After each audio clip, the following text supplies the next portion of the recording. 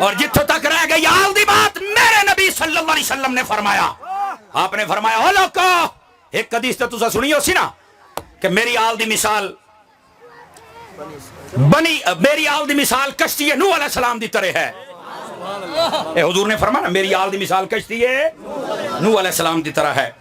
فرمایا کہ جڑا دے سوار ہو گیا، نجات پا گیا، کامیاب ہو گیا، سرے لگ گیا، پار ٹر گیا، تے جڑا پیچھے رہ گیا وچے بوڈ گیا. توجہ تو نہ کیتی اسی آئی نا.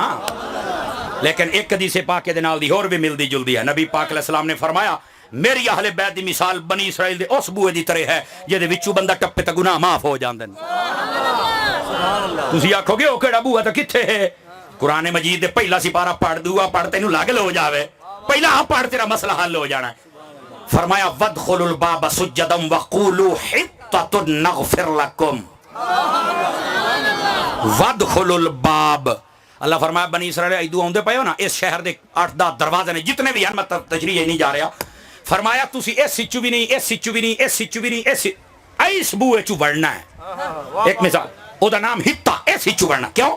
فرمایا اے دے چو جڑا ٹپے نا او دے گناہ معاف ہو جا سن. میں کیا پوتر مڑے دا مطلب یہ نکلیا بھی کوئی بوئے ہیں جنہاں دے وچوں بندہ ٹپے تا بہیستی تا ہو ہی جاندا.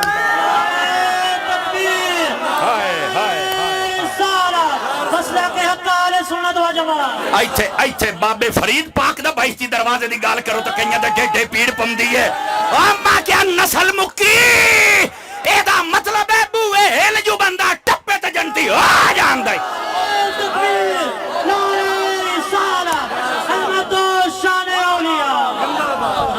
اہل بیت رسول دروازہ ہے جڑا وچوں دی گزر جاوے تو دا گناہ معاف ہو جاندا ہے. بابے فرید والا تا ظاہری بوا ہے، کوئی نہ جا سکے تھی او کیویں ٹپے؟ فرمایا اہل بیت نہ پیار کر سمجھ بوا تو بھی ٹپ گیا. اللہ تعالیٰ تواڈی ساڈی آئی دی حاضری قبول فرمایا. آمین. واخر دعوانا الحمدللہ رب العالمین.